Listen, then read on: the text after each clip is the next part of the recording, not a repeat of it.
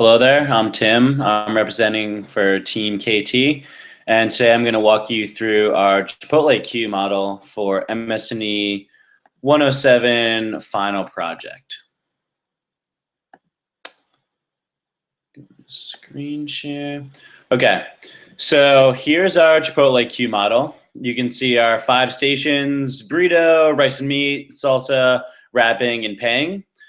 We have a mean, a standard deviation, and we use the norm inverse function to give us a random number. We also have a floor here.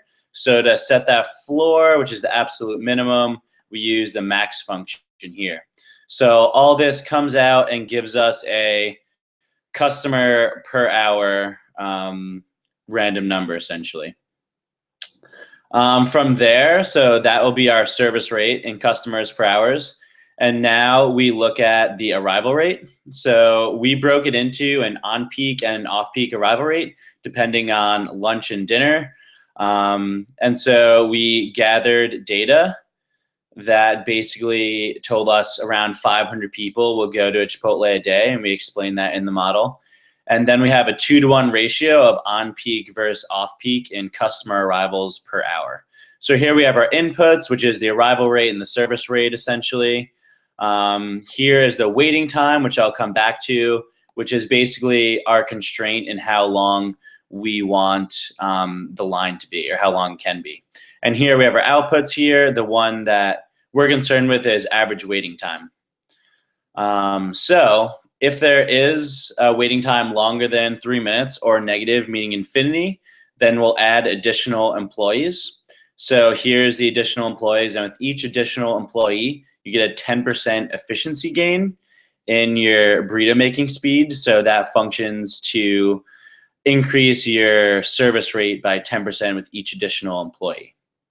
So here is our off-peak. Here's our on-peak, because on-peak has a higher arrival rate. You need more employees. And you can see this switching every time I hit the function button, essentially. And so then down here, we have the number of employees needed to get that 3-minute mark. So you can see it changing from 3 to 6, depending on the uncertainty in both the arrival time over here and the service time over here. So now we will go to our Chipotle flawed queue. And we don't use any uncertainty. We just use a mean for service time, and we use a mean for off-peak and on-peak. And this predicts that we'll need 1 and 4 for off-peak and on-peak additional employees to get that 3-minute, to hit that 3-minute constraint, essentially. So from there, we'll go back to here. This is where we use our SIT math. So we did 10,000 trials of this and 10,000 trials of this, which is the number of employees that you need per trial. And this brings us to our SIT math. And you can see here that 1 in 4, which is in our flawed model, really only covers your bases 50% of the time. The other 50%, you need more employees to cover your bases and meet that 3-minute constraint. So if I was a store manager, I would have 4 employees during the off-peak and 7 during the on-peak.